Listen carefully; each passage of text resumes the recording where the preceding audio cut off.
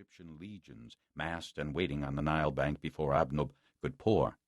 Thamos would combine the two forces, and before the enemy could rally, drive on past Tel al-Daba and seize the enemy's citadel of Avaris. It was a bold and brilliant plan which, if it succeeded, would bring to a close at one stroke the war with the Hyksos that had already raged through 2 lifetimes. Nefer had been taught that battle and glory were the reasons for his existence on this earth, but even at the advanced age of 14 years they had so far eluded him. He longed with all his soul to ride to victory and immortality at his father's side. Before his protest could pass his lips, Pharaoh forestalled him. "What is the first duty of a warrior?" he demanded of the boy. Nefer dropped his eyes. "It is obedience, Majesty," he replied softly, reluctantly. "Never forget it." Pharaoh nodded and turned away. Nefer felt himself spurned and discarded. His eyes smarted and his upper lip quivered, but Taita's gaze stiffened him. He blinked to clear his vision of tears and took a pull from the waterskin that hung on the side rail of the chariot before turning to the old Magus with a jaunty toss of his thick, dust-caked curls. "Show me the monument, Taita," he commanded. The ill-assorted pair made their way through the concourse of chariots, men, and horses that choked the narrow street of the ruined city. Stripped naked in the heat, 20 troopers had climbed down the deep shafts to the ancient wells and formed a bucket chain to bring the sparse, bitter water to the surface. Once those wells had been bountiful enough to support a rich and populous city that sat full upon the trade route between the Nile and the Red Sea. Then, centuries ago, an earthquake had shattered the water-bearing stratum and blocked the subterranean flow. The city of Gallala had died of thirst. Now there was scarcely sufficient water to slake the thirst of 200 horses and top up the waterskins before the wells were dry. Taita led Nefer through the narrow lanes, past temples and palaces, now inhabited only by the lizard and the scorpion, until they reached the deserted central square.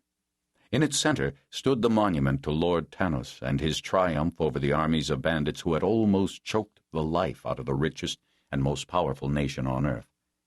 The monument was a bizarre pyramid of human skulls, cemented together and protected by a shrine made of red rock slabs. 1,000 and more skulls grinned down upon the boy as he read aloud the inscription on the stone portico. "Our severed heads bear witness to the battle at this place, in which we die beneath the sword of Tanis Lord Herab. May all the generations that follow learn from that mighty lord's deeds the glory of the gods and the power of righteous men. Thus decreed in the 14th year of the reign of the god Pharaoh Mamos." Squatting in the monument's shadow, Taita watched the prince as he walked around the monument, pausing every few paces with hands on hips to study it from every angle. Although Taita's expression was remote, his eyes were fond. His love for the lad had its origins in 2 other lives. The first of these was Lostris, queen of Egypt. Taita was a eunuch, but he had been gelded after puberty and had once loved a woman. Because of his physical mutilation, Taita's love was pure, and he had lavished it all on Queen Lostris, Nefer's grandmother. It was a love so encompassing that even now, 20 years after her death, it stood at the center of his existence. The other person from whom his love for Nefer sprang was Tanos, Lord Herab, to whom this monument had been erected. He had been dearer than a brother to Taita. They were both gone now, Lostris and Tanos, but their blood mingled strongly in this child's veins. From their illicit union so long ago had sprung the child who had grown up to become the pharaoh Thamos, who now led the squadron of chariot that had brought them here, the father of Prince Nefer. "Taita, show me where it was that you captured the leader of the robber barons." Nefer's voice cracked with excitement and the onset of puberty. "Was it here?" He ran to the broken-down wall at the south side of the square. "Tell me the story again."